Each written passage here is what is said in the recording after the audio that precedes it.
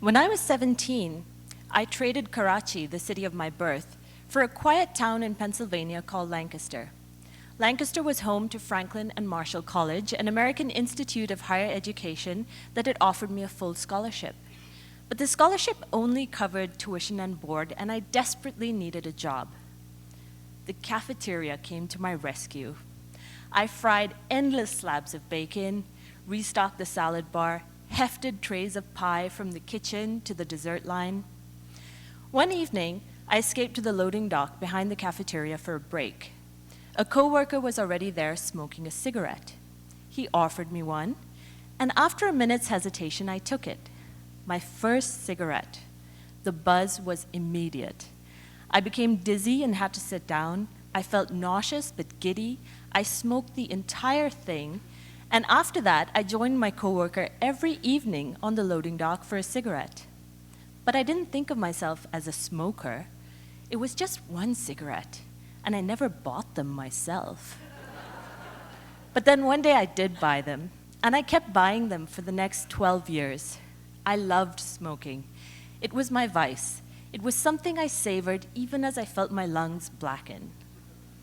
Hi, everyone. My name is Nadia Chaudhri.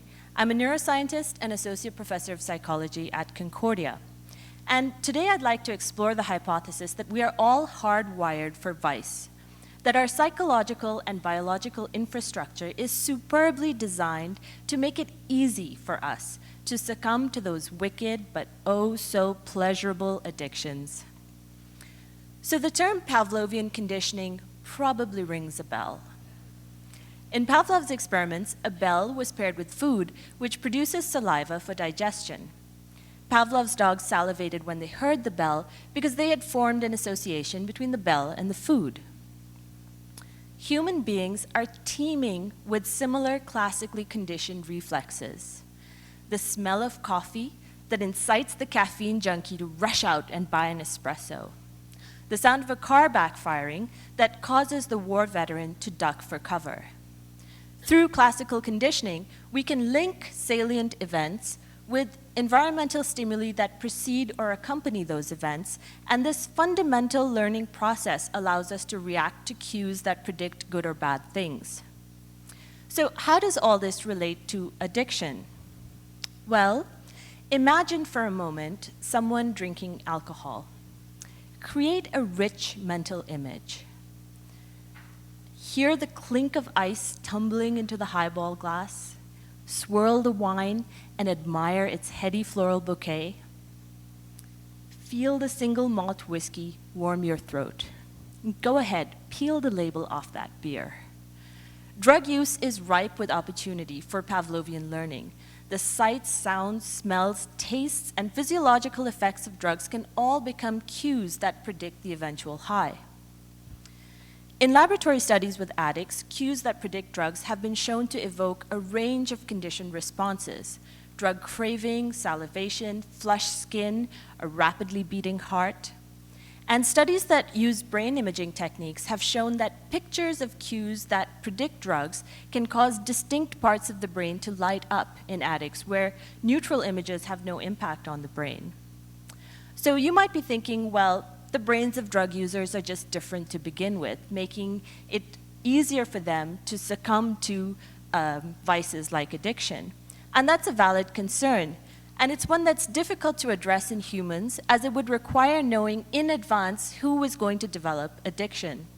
It's one reason why animal models are used to study the progression of complex human disorders such as addiction. So in my lab at Concordia, we use Pavlovian conditioning procedures with rats to understand the psychological and neural processes that could make us hardwired for vice. And I'd like to share one particularly intriguing result with you. So in a recent series of experiments, our rats received Pavlovian conditioning sessions where presentations of a visual cue were followed by access to alcohol. The cue was a small lever that was briefly inserted into the testing chamber where the rats were housed. Gradually, when the lever was presented into the chamber, the rats rushed over to where alcohol was about to be delivered and waited for it in whisker-trembling anticipation. And this is a logical response. It shows that they had learned that the lever predicted the alcohol. Remarkably, though, what we saw was that over time, the nature of this conditioned response started to change. Instead of going to the location where alcohol was about to be delivered, the rats started approaching the lever, the cue that predicted the alcohol. They started licking the lever, they started biting it, they started gnawing on it. They simply couldn't resist the cue. Now, this surprising result illustrates something fundamental about cues that predict drugs, which is that over time, these cues can become desirable and highly attractive in and of themselves. So does the same thing happen in humans? This is a difficult question to test, but cues that predict drugs often bridge the gap between the onset of craving and the eventual high. Imagine smokers playing with their cigarettes and their lighters.